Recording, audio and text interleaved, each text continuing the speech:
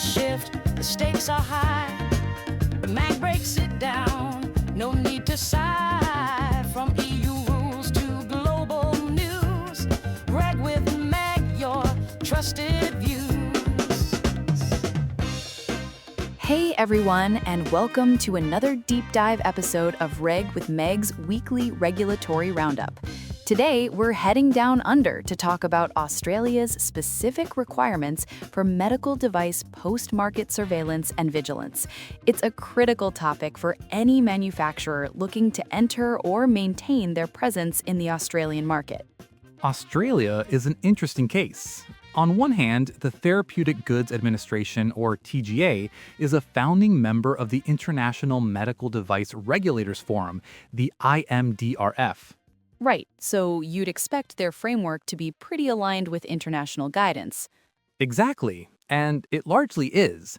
But, and this is the important part, there are several TGA-specific requirements for post-market surveillance, or PMS, and vigilance that are established under their local regulations. It's these unique obligations that can catch manufacturers off guard.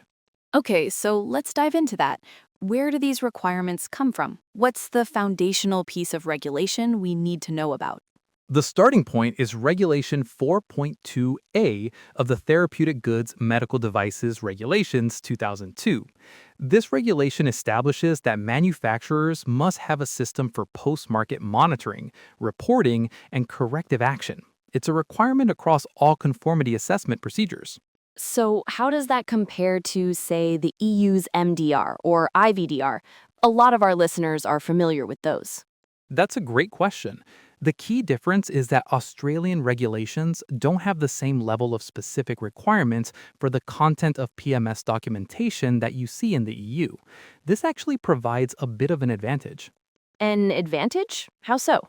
Well, it means that the PMS documentation you've already prepared to comply with the EU MDR or IVDR can generally serve as a solid basis for compliance with TGA requirements.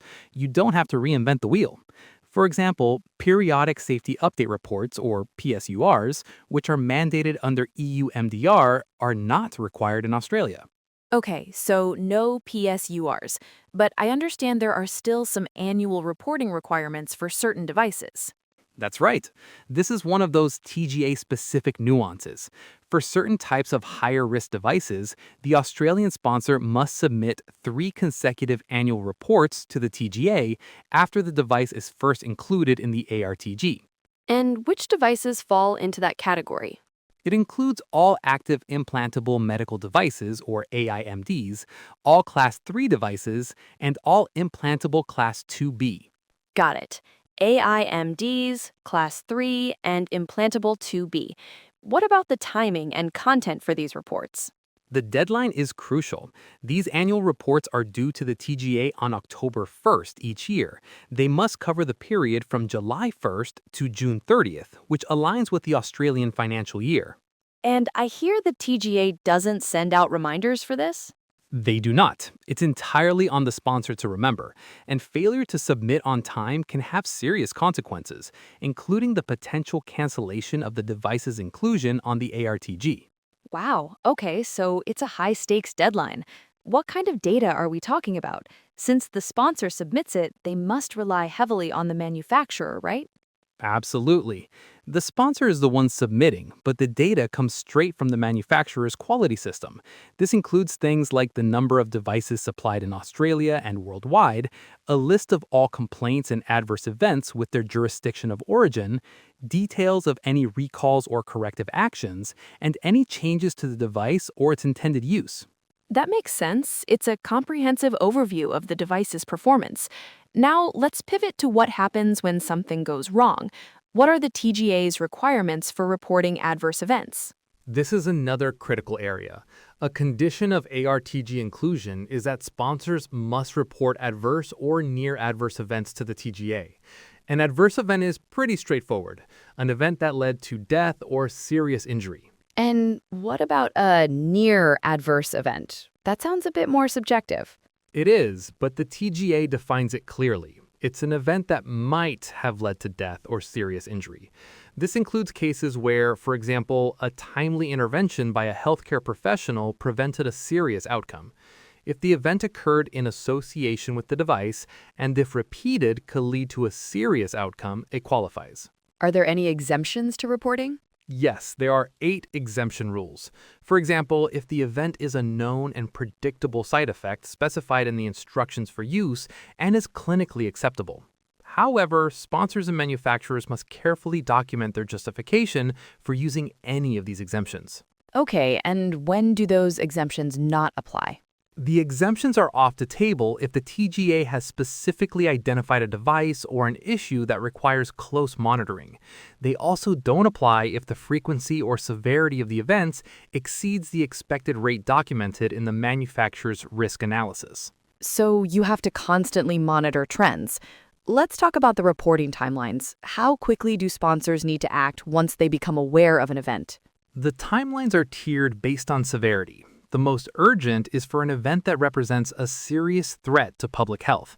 That must be reported within 48 hours. 48 hours. That's a very tight window. It is. For events that led to a death or a serious deterioration in health, the timeline is 10 days after becoming aware. For near adverse events, those that might lead to death or serious injury, it's 30 days. All of this is done electronically through the Medical Device Incident Reporting or MDIR system. And reporting doesn't stop with the initial submission, does it? What about follow-up? Correct. The TGA expects regular updates on the status of the internal investigation, at least 30 calendar days. Then, a final report is due within 120 days of the initial submission. What's unique about that final report? The final report must include the root cause, any corrective actions taken, and importantly, information about similar events that have occurred over the previous 3 years. This gives the TGA a broader context for the issue. That's a very thorough process. Shifting gears slightly, let's talk about larger scale actions like recalls. Has the process for that changed recently in Australia? Yes, it has. In March 2025, a new procedure called PRAC, which stands for Procedure for Recalls, Product Alerts, and Product Corrections, took effect.